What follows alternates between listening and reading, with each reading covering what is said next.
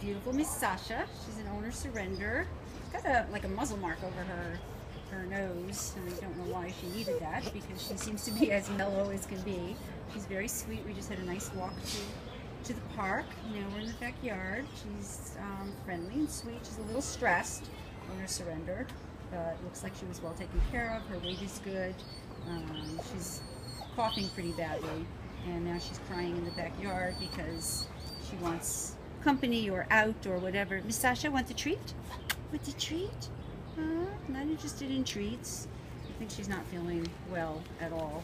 But she's, you know, tail waggy and friendly and low key and nice. And here comes a staff member, and she's wagging her tail, saying, "That's my friend. I know that person. That's my friend." So she definitely has people that she knows here and responds to. Needs a little bit of time to warm up. But she's very, very, very sweet.